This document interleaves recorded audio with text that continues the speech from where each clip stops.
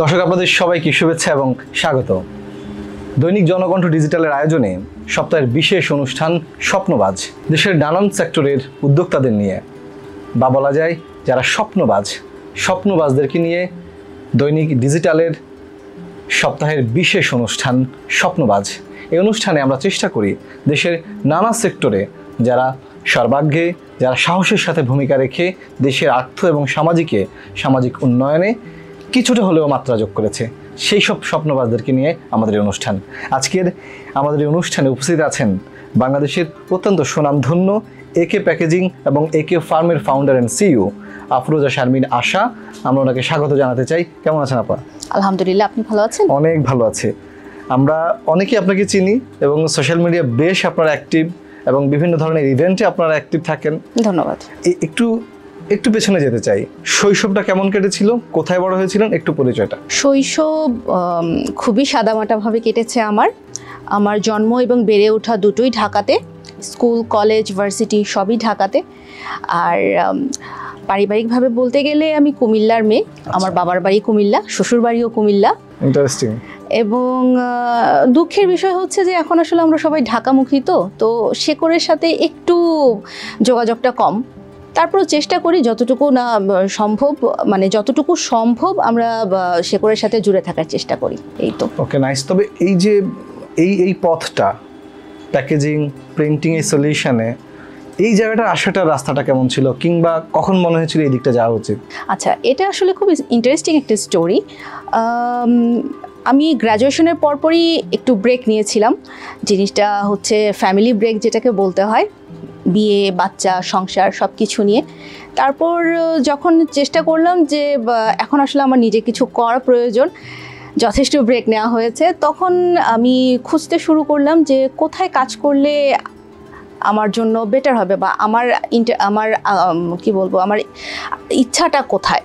সেটা খুঁজতেই আমি দেখলাম যে প্রিন্টিং অ্যান্ড প্যাকেজিংয়ের যে সেক্টরটা, এটা এখন পর্যন্ত সেভাবে ফ্লারিশ হয় নাই এবং এখানে কাজ করার একটা দারুণ সুযোগ রয়েছে আমাদের।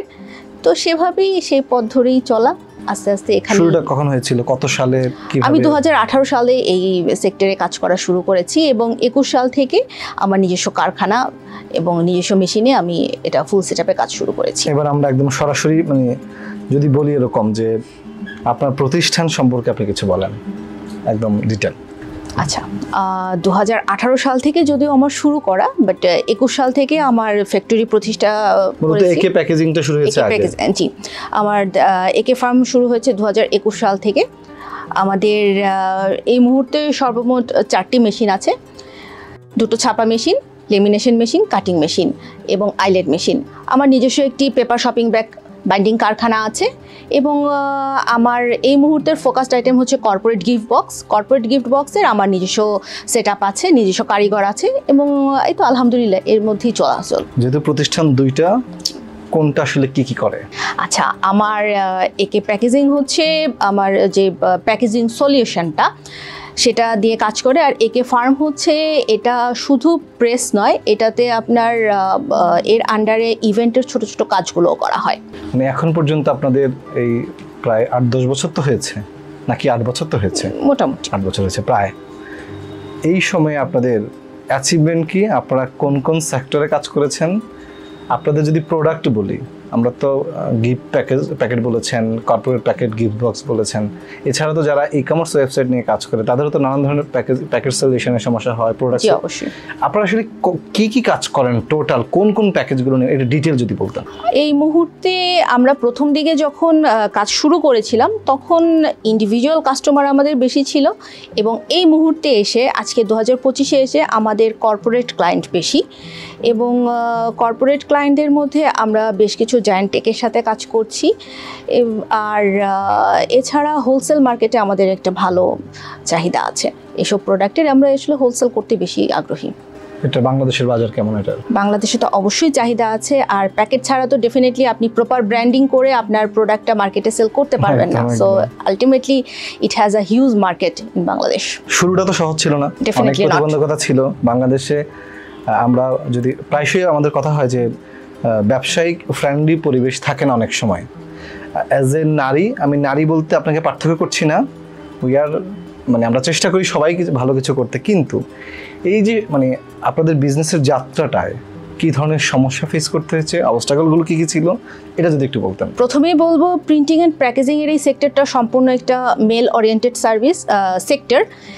এখানে একটা মেয়ে কাজ করতেছে, প্রথমেই একটা আস্থার জায়গাতে ধাক্কা লাগে, একটু ভরসা পেতে সময় লাগে ডেফিনেটলি। এবং অ্যাজ ইউজুয়াল এটাই আমার প্রথম অবস্টেকল ছিল, যে যখনই কেউ একে প্যাকেজিংয়ে আসতো বা একে ফার্মে আসতো, তখনই তারা মনে করতো যে মেল ওরিয়েন্টেড কাউকে আমি এখানে পাবো। যখন আমাকে দেখতো প্রথমেই তাদের একটা আস্থার জায়গাতে একটা ধাক্কা লাগতো যে আমি কি পারবো তাদের সেই অর্ডারটা ফুলফিল করতে। বা কর্পোরেটে যখন আমরা আমাদের পোর্টফোলিওগুলো দিতাম, তখন ওই যে একটা আস্থার একটা ছিল যে এটা কি আদৌ পারবে আমাদের অর্ডারটা ক্যারি আউট করতে পারবে। তারপর আস্তে আস্তে আলহামদুলিল্লাহ নিজের যোগ্যতায় নিজের প্রচেষ্টায় আমরা করে দেখিয়েছি। অর্ডার হয়ে গেছে, বিল পান নাই, কম পেয়েছেন, এরকম হয়?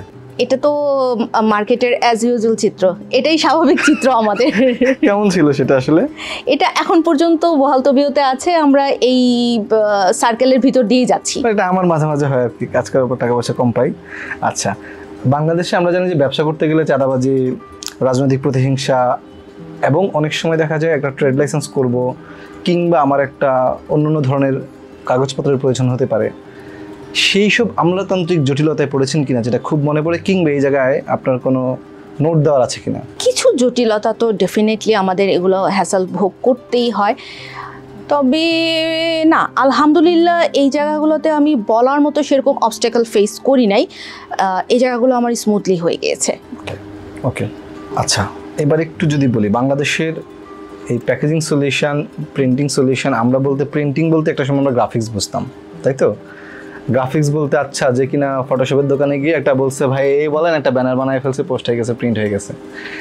এখন গ্রাফিক্সের মধ্যে আমরা কত রকম ভ্যারিয়েন্ট, কত রকম সেক্টর, আলাদা আলাদা একটা ছোট্ট ব্যাপারও বড় একটা ক্যারিয়ার হয়ে দাঁড়াইছে, এবং এখানে অনেকগুলো এক্সপার্টাইজ বিল্ডিং হচ্ছে আর কি।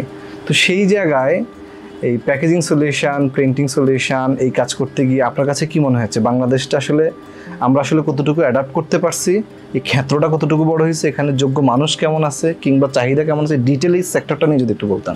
এই মুহূর্তে এই সেক্টরে প্রচুর ছেলেমেয়েরা আসছে, প্রচুর ছেলেমেয়েরা কাজ করছে, তবে হ্যাঁ দক্ষতার যদি মাপকাঠি বিচার করেন, দক্ষ লোক এখনও অনেক অভাব আছে, দক্ষ লোকের অনেক অভাব আছে।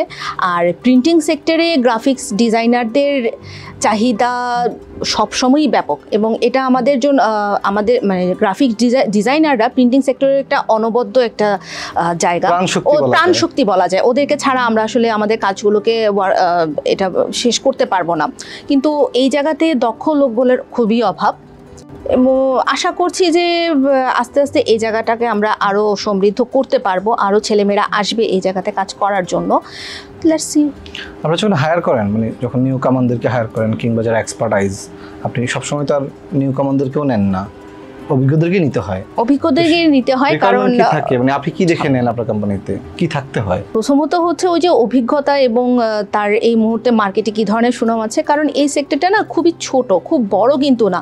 সো এখানে কারা কারা কাজ করে বের হচ্ছে, কারা কারা কাজ করছে, এই জিনিসগুলো কিন্তু আসলে খুব বড় কোনো ইনফরমেশন না যে আমরা জানতে পারি না। ছোট ছোট জায়গা, ছোট ইনফরমেশন আমরা জানি, আমাদের নিজেদের ভেতরেই আসলে এগুলো থাকে যে আচ্ছা এই লোকটা কাজ করছে, ও এখন আমি ওকে নিতে পারবো কিনা, বা নতুন হলেও এক্স্যাক্টলি এখন নতুন হলেও দেখা যায় তাকে শিক্ষানবিশ হিসাবে বা ট্রেইনি হিসাবে 6 মাসের জন্য বা 8 মাসের জন্য রাখি, তার কাজের হাতের উপর ডিপেন্ড করে তাকে কিভাবে আমরা করব। এবং আমার তবে সবচেয়ে ভালো লাগে এই জিনিসটা যে আমার হাতের উপর দিয়ে এখন পর্যন্ত 8 থেকে 10 জন এরকম শিক্ষানবিশ হিসেবে তারা আমার এখানে জয়েন করেছে, প্রায় 1 বছরের মতো আমার সাথে কাজ করেছে, 1.5 বছরের মতো কাজ করেছে অনেকে। ওরা এরপর হচ্ছে যে একটু নিজেদেরকে স্কিল ডেভেলপ করে ওরা দেশের বাইরে চলে গিয়েছে, ম্যাক্সিমামই এখন হচ্ছে মিডল ইস্টে তারা কাজ করছে। ওকে, দুর্দান্ত। আচ্ছা, এবার যদি একটু বলি যে প্রতিটা উদ্যোগের একটা টার্নিং পয়েন্ট থাকে, একটা আমরা বলি কি সার্ভাইভাল পিরিয়ড থাকে, স্ট্রাগলিং পিরিয়ড থাকে প্রতিটা বিজনেসে, একটা পার্টে আমরা ভাগ করি হয়তো। সেই জায়গায় আপনাদের টার্নিং পয়েন্ট আসলে কি ছিল, বা কোন সিদ্ধান্তটুকু ছিল যে সিদ্ধান্তের কারণে আজকে এত বড় পরিবর্তন করতে পেরেছেন, একটু ডিটেল যদি বলতেন। এভাবে বলতে গেলে আমাদের প্রথম একটা সিদ্ধান্ত যেটা ছিল যে আমরা শুধুমাত্র কর্পোরেটে সার্ভ করব, এবং প্রথম দিকে যে ছোট ছোট অর্ডারগুলো নিতাম সেগুলো আমরা আস্তে আস্তে নেওয়া একটু বন্ধ করে দিই। এটা আসলে একটা পর্যায়ে যে আমরা করতে বাধ্য হয়েছি, কারণ হচ্ছে যে এই হ্যাসেলটা বা ওই জায়গাটা ওই এইটুকু নেওয়ার জন্য আসলে আমরা আর তখন কেপাবল ছিলাম না বা আমরা নিতে পারছিলাম না। কারণ যখন ছোট কাজগুলো করা হয় সেটার যে হ্যাসেল, এবং সেখানে আসলে আমরা চেষ্টা করেছি লাভ কম করতে, সেল বেশি করতে, কিন্তু ওখানে ঝামেলাটুকুর কারণে ছোট প্রোডাকশনের যে ঝামেলা সেটা সবসময় আসলে বিজনেস নিতে পারে না। তো যার কারণে হচ্ছে যে আমরা ওই জায়গা থেকে একটু বের হয়ে এসেছি এবং বাল্কে কাজ করা শুরু করেছি, এবং এইটা আমার মনে হয় আমাদের জন্য একটা টার্নিং পয়েন্ট ছিল আমার বিজনেসটাকে স্পিড আপ করার জন্য। হয় না যে ব্যবসায়িক জীবনে বা কাজ করতে গেলে হয় না মাঝে মাঝে মনে হয় আচ্ছা ওই দ্যাট ওয়াজ টাইম, ওই ভুলটা যদি না করতাম তাহলে মনে হয় আমার ব্যবসার এই গ্রোথটা হইতো। এই যে ভুল, এখন কি মনে হয় যে ওই সিদ্ধান্তটা ভুল ছিল, মানে কোন এরকম কিছু মনে হয়? বা আমি আসলে এটাকে ভুল বলবো না, আমি আমার জীবনটাকে এভাবে দেখার চেষ্টা করি যে ভুল থেকে শিক্ষা নেওয়া, কারণ ওই জিনিসটা যদি ওভাবে না করতাম আজকে আমি এখানে থাকতাম না। একদম। সো আমি সব কিছুকেই পজিটিভ নেওয়ার চেষ্টা করি, আমি কখনোই কোনো জিনিসকে নেগেটিভলি নেই না। যদি একটা ভুল সিদ্ধান্ত হয়েও থাকে তারপর আমি চেষ্টা করি যে সেখান থেকে কিভাবে আমি ওভারকাম করব বা ওখান থেকে শিক্ষাটা আমার কি হবে। ধরো ব্যবসায়িক জীবনে মনে হচ্ছে যে ভুল বলতে কিছু নাই, ওটা লার্নিং, একদম, এবং আমি একদম। পরবর্তী জীবনে এটার উপর থেকে বেস করে। এটা শুধু ব্যবসায়িক না, এটা আমি নিজের ক্ষেত্রে, এটা আমি ব্যক্তি জীবনেও মনে করি আসলে ভুল বলতে কিছু নাই। যেটা হয় সেটা ভালোর জন্য হয়, এবং যেটা হয় না সেটা আরো ভালোর জন্য হয় না, এবং সেটা অভিজ্ঞতা আসলে। একদম। ব্যবসা করতে কি লাগে? আত্মবিশ্বাস। আরো শুনতে চাই। প্রথমে আত্মবিশ্বাস লাগে, এবং অবশ্যই তারপরে কিছু টাকা পয়সার প্রয়োজন হয়। আর এই দুটো পারফেক্টলি যদি ব্লেন্ডার করা যায় তাহলে একটা সলিউশন বা আউটকাম একটা ভালো আসে। আচ্ছা, ধরুন আমার অনেক টাকা আছে, অনেকে আছে বলে ফেসবুকে পোস্ট করে যে আমার কাছে 50 লাখ টাকা আছে, আমি কোথাও ইনভেস্ট করতে চাই, ব্যবসা করতে চাই। কি ব্যবসা করবো তিনি জানেন না, তাহলে ব্যবসা করতে শুধু টাকা হলেও হবে না, আমার চরম মাত্রায় আত্মবিশ্বাস আছে, আমার আর কিচ্ছু নাই। এই জন্য আপনি এজ এ পায়োনিয়ার মা, আপনি যে এই পথটা হেঁটে গেছেন, ফলে একটু আমাদেরকে পরামর্শ বা দিক নির্দেশনা দিন। সেই ক্ষেত্রে R&Dটা খুব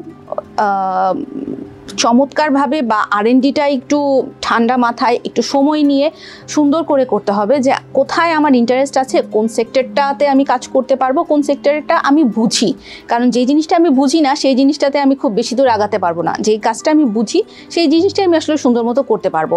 এবং আরেকটা হচ্ছে যে শেখার ইচ্ছাটা, আমাকে সব সময় শিখতে হবে, ইচ অ্যান্ড এভরিডে আমাকে শিক্ষার ভেতর দিয়ে যেতে হবে, বা শিক্ষার এই প্রসেসের ভেতর দিয়ে যেতে হবে। কারণ প্রতিটা দিন মানুষের জন্য একটা নতুন করে শিক্ষা নিয়ে আসে, আমি প্রতিদিন নতুন নতুন করে শিখি, আমার শিখার কোনো শেষ নাই। এই যে ইচ্ছাটা শেখার, এটা অবশ্যই থাকতে হবে। কখনো কি চাকরি করছিলেন আপনি? আমার চাকরির বয়স খুবই স্বল্প। আমি শুধুমাত্র 6 মাসের জন্য চাকরিতে জয়েন করেছিলাম, কিন্তু ওই 6 মাসে আমি বুঝে গিয়েছিলাম যে চাকরি আমার জন্য নয়, বা আমি আসলে ওটাতে ফিট ইন হতে পারি না। চাকরি করলে আপনি কি চাইতেন বসের কাছে? ওই চাওয়ার জায়গাটা আমাকে কেন চাইতে হবে, আমি চাইতে পারি না। মানে তাহলে আর কখনো চাকরি তো আর করবেন না, বয়স নাই আর এখন করার। মানে এটা আসলে কেন এই প্রশ্নটুকু করা, যে অনেকেই বলি এখন যেটা একটা ট্রেন্ড তৈরি হয়েছে, সবাই উদ্যোক্তা হবো, একটা ট্রেন্ড চলতেছে এখন। এই ট্রেন্ডের কারণে যেটা হয়েছে, মানে আমরা খুবই অ্যাপ্রিসিয়েট করি, বিজনেস অবশ্যই করতে হবে, এই রাষ্ট্র ব্যবসায়ীদের হাত ধরে কিন্তু একটা রাষ্ট্র আসলে টিকে থাকে, অর্থনৈতিক চাকা। আবার এখানে যোগ্য ম্যান পাওয়ার না থাকলে কিন্তু ভয়াবহ দুর্যোগ নেমে আসে, যেটা আমরা প্রায় দেখি। আপনার অ্যাজ এ উদ্যোক্তা হিসেবে, এবং আপনারা উদ্যোক্তাদের মধ্যেও অ্যানলাইটেড, বেশ পরিচিত কমিউনিটিতে, তো সেই জায়গায় আপনাদের রুটিনগুলো আসলে কেমন থাকে? প্রত্যাহিক জীবনের রুটিনটা কেমন? আমাদের দিন শুরু হয় একদম ফজর নামাজ থেকে। আমাদের অফিস শুরু হয় সকাল 10টা থেকে, কারখানা শুরু হয় সকাল 9টা থেকে। তারপর এই তো চলতে থাকে 12টা, 1টা, 2টা। উদ্যোক্তাদের তো আসলে শেষ নেই, আমাদের একটার পর একটা কিছু না কিছু কাজ থেকেই থাকে, চলতে থাকে সারাটা দিন এভাবেই। নিশ্চয়ই সবার থেকে আলাদা কিছু আছে, কোনো কিছু মেনটেন করেন কিনা? যে অনেক কিছু তো মেনটেন করতে হয়। হ্যাঁ, আমাদের তো সোশ্যাল লাইফও মেনটেন করতে হয়, ফ্যাক্টরি ওয়ার্কারও মেনটেন করতে হয়, কর্পোরেট অফিসও মেনটেন করতে হয়, তারপরে বিভিন্ন ক্লায়েন্টদেরকেও মেনটেন করতে হয়। সো সব কিছু একটা কি বলবো, ক্লাসিফাইড টাইমের ভিতরে আসলে সবসময় হয়ে ওঠে না, এর টাইমের বাইরে যেয়েও ডেডিকেটেড থাকতে হয় আমাদের। এটা আসলে, এবং সার্ভিস ওরিয়েন্টেড বিজনেসগুলো কিন্তু এক ধরনের কমিটমেন্টের জায়গা খুব। এক্স্যাক্টলি, এই কারণেই হচ্ছে যে আমি আসলে ওই টাইম ফ্রেমটাতে আমি আসলে আটকাতে পারি না। হয়তো আমার ওয়ার্কারদের জন্য হ্যাঁ 10টা পর্যন্ত তোমরা কাজ করলে 10টায় তোমরা শাটডাউন করে চলে যাও, বাট আমরা কিন্তু আসলে শাটডাউন করতে পারি না। রাত 12টায় যদি আমাকে কোনো ক্লায়েন্ট ফোন দিয়ে বলে যে এই প্রবলেমটা হয়েছে বা আমি আগামীকালকে এই টাইমে ডেলিভারি চাচ্ছি, আমার কিন্তু তখন তার ফোনটা পিক করে তাকে অ্যান্সার করতেই হয়, তাকে সেই সলিউশনটা আমাকে দিতেই হয়। বা আমরা যেই সংগঠন বা ক্লাবের সাথে আমরা জড়িত আছি, সেই ক্লাব রিলেটেড কোনো মিটিং বা সেই ক্লাব রিলেটেড কোনো সমস্যা বা কোনো আলোচনা যদি আমাদের হয়ে থাকে, তখন সেটা যদি রাত 12টা বা 1টার দিকেও কল করা হয় যে হ্যাঁ আমরা এখন একটু বসতে যাচ্ছি, আপনারা কি ফ্রি আছেন, আমরা কিন্তু আসলে না বলতে পারি না। কারণ আমরা যেহেতু ভলান্টারিলি কিছু কাজ সমাজের জন্য করতে চাচ্ছি, সো আমরা ওই দায়বদ্ধতা থেকে আমরা বলি যে হ্যাঁ আমরা আছি এখন। এই আপনার এই যাত্রায় 8-10 বছরের যাত্রায় মানে আপনাদের এই বিজনেসকে গ্রোথ করার ক্ষেত্রে এই আজকে এই অবস্থায় নিয়ে আসতে কার সহযোগিতা বেশি ছিল, মানে কাকে নিয়ে কিছু বলতে চান? আমি আসলে এখানে ধন্যবাদ দিতে চাই প্রথমেই আমার সেই সব মানুষদেরকে যারা আমাকে প্রচণ্ড রকমভাবে ডিমোটিভেট করেছে প্রথম দিকে, যারা খুব নেগেটিভভাবে আমাকে এই বিজনেসটা শুরু করতে নিষেধ করেছিল। কারণ ওই মুহূর্তে ওই নেগেটিভিটিটা যদি আমাকে শো না করা হতো এবং আমি যদি ওই সময় তাদের কাছ থেকে ওভাবে ডিমোটিভেটেড ওই স্পিচগুলো না পেতাম, তাহলে আসলে আমার ভেতরে ওই জেদটা তৈরি হতো না যে আমি এই সেক্টরে কাজ করে আমি কিছু একটা করে দেখাবো, ওই আর্জটা আমার ভেতরে আসতো না। সো আমি প্রথমেই ধন্যবাদ দিব তাদেরকে। আর দ্বিতীয়ত দিব অবশ্যই যারা প্রথম থেকে এই পর্যন্ত আমাকে বিশ্বাস করে আমার পেছনে আমাকে সাপোর্ট দিয়েছে। আর এর উপরে সবচেয়ে বড় কথা যেটা, যে আল্লাহর প্রতি আমি অশেষ কৃতজ্ঞ যে উনি আমাকে এতটুকু করার ক্ষমতা দিয়েছেন, আমাকে তৌফিক দান করেছেন আমার রিজিক এভাবে আমাকে আর্ন করার জন্য, এবং আমার হাত ধরে যেই 12টা পরিবার চলছে আজকে আলহামদুলিল্লাহ সব কিছুর জন্য। ওই যে বলেছিলেন যে এক সময় যারা ডিমোটিভেট করেছিল, দ্যাট ওয়াজ টাইম, আপনার কি মনে হয়েছিল? আমি আসলে করে দেখাবো, পেরেছেন? জাস্ট এটাই। পেরেছেন কিনা? আমি এখনো চেষ্টা করছি। 10 বছর পর আপনি কি নিজেকে কি বলতে চান? 10 বছর পর নিজেকে এটাই বলতে চাই যে আমার শেখার আরও অনেক বাকি আছে, আমি এখনো শিখছি। I am just a beginner or I am just a learner. As a businessman আজকের দিনে সারা বাংলাদেশের মানুষ একমাত্র আপনার কথা শুনবে। ফর এক্সাম্পল, যদি আমি ক্যাটাগরাইজ করি যে বাংলাদেশের বিকামে এন্টারপ্রেনার, বিকামে উদ্যোক্তা, বিকামে মানে এই ধরনের যারা আসলে ইনিশিয়েটিভ নেয়, পজিটিভ থিঙ্কার, আপনার কথা সারা বাংলাদেশ শুনছে, আপনি কি বলবেন? নিজের উপর বিশ্বাস রেখে আমাদেরকে এগিয়ে যেতে হবে, এবং যতক্ষণ পর্যন্ত নিজের উপরে এতটুকু আস্থা থাকবে যে আমি যা করছি সেটা সঠিক করছি, আমি কারোর ক্ষতি করছি না, ততক্ষণ পর্যন্ত আমরা এগিয়ে যেতে থাকবো। ইনশাল্লাহ সফলতা আমাদের আসবেই।